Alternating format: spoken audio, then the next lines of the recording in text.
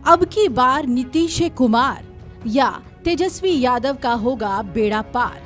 आज बिहार विधानसभा चुनाव के नतीजे सामने आ रहे हैं, जिसके बाद ये पता चल जाएगा कि बिहार के सिंहासन पर मुख्यमंत्री के पद पर कौन बैठेगा। बिहार विधानसभा चुनाव 2 चरणों में इसी महीने की 6 और 11 तारीख को संपन्न हुआ और अब फैसले की तारीख यानी 14 नवंबर आ गया। आपको बता दें कि बिहार के अगले 5 साल का भाग्य आज लिख दिया जाएगा। पोस्टल बैलेट और ईवीएम में कैद उम्मीदवारों का भविष्य आज सुबह 8 बजे से सामने आने लगेगा। बिहार विधानसभा की 243 सीटों के लिए चुनाव में राष्ट्रीय जनतांत्रिक गठबंधन और महागठबंधन आमने सामने की लड़ाई में है। कई सीटों पर प्रशांत किशोर की पार्टी जनसुराज ने भी इसे त्रिकोणीय मुकाबले में तब्दील किया है।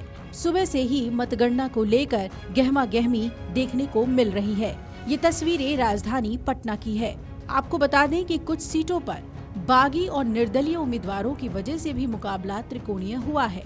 दूसरी तरफ दूसरे चरण के मतदान में तुरंत जारी बिहार विधानसभा चुनाव के एग्जिट पोल में लगभग सभी ने एनडीए सरकार की वापसी के संकेत दिए हैं। बिहार के सभी 38 जिलों में वोटों की गिनती एक साथ सुबह 8 बजे होगी। मतगणना करने वाले अधिकारियों का जत्था हर जगह पहुंच चुका है। सुबह होने के पहले ही मतगणना केंद्र पर विधानसभा के मुताबिक प्रत्याशियों और उनके एजेंट्स का आना शुरू हो गया है।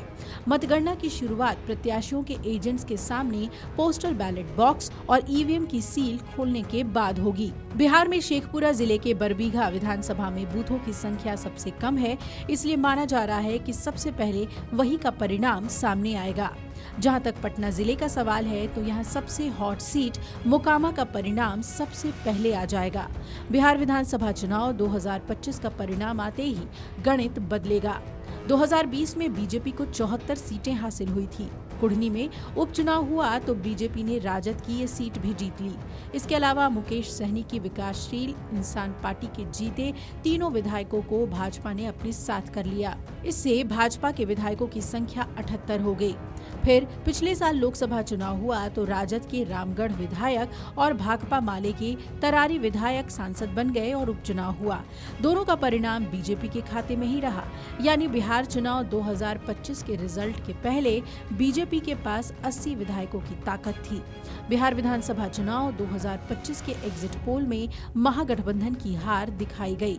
हालांकि इसका नेतृत्व कर रहे आरजेडी नेता तेजस्वी यादव ने 18 नवंबर को मुख्यमंत्री पद की शपथ लेने का ऐलान किया है।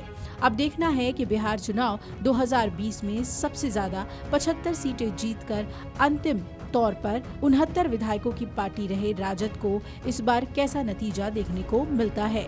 आपको बता दें कि तेजस्वी यादव ने असदुद्दीन ओवैसी की पार्टी एआईएमआईएम के 5 में से 4 विधायकों को राजद में मिला लिया था। इस तरह राजद की संख्या भी 79 थी और उसके बाद इसके घटने का सिलसिला शुरू हुआ था। इस बार ये देखना अहम होगा कि सबसे बड़ी पार्टी के तौर पर कौन उभरता है। जेडीयू और बीजेपी कितनी सीटें हासिल कर पाती हैं। वीडियो डेस्क अमरउजाला.com। अगर आप ये वीडियो YouTube पर देख रहे हैं तो हमारे चैनल को सब्सक्राइब कर बेल आइकन दबाएं और Facebook पर देख रहे हैं तो हमारे पेज को लाइक करें।